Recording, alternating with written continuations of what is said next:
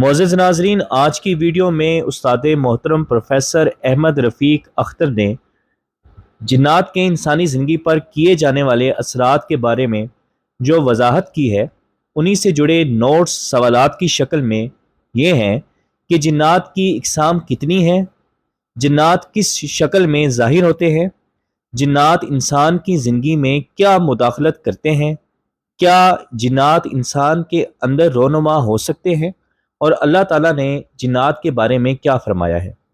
تسبیحات سے جڑے باقی سوالات پر مبنی ویڈیوز کے لنکس اس ویڈیو کی ڈسکرپشن میں موجود ہیں۔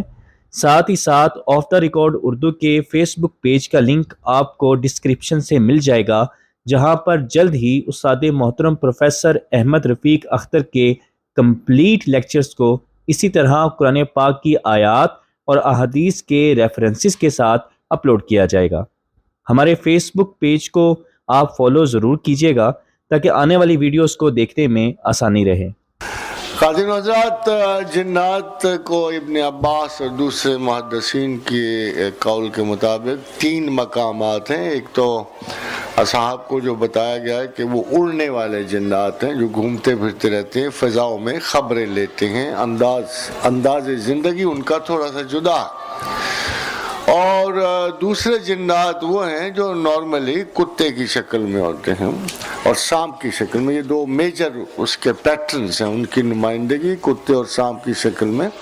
اور یہ اپنے وجود کو متشکل کر لیتے ہیں جہاں وہ۔ اور تیسرے جنات وہ ہیں جو انسانوں کے دلوں میں بستے ہیں اور ان میں کسی قسم کی خاصیت نرمی کی اور کرم کی نہیں چھوڑ دی۔ یہ 3 قسمیں ہیں جنات کی۔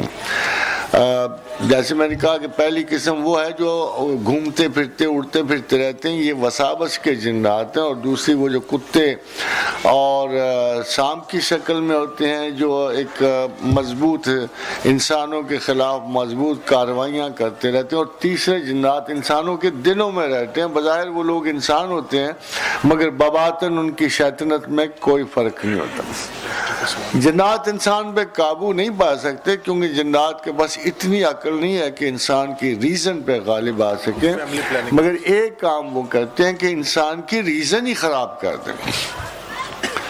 تو ریزن خراب کرنے کا جو ان کا واحد موٹو ہے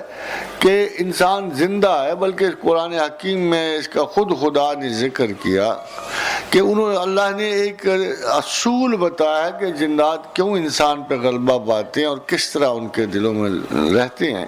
تو اللہ تعالیٰ کہتے ہیں کہ جو شخص بھی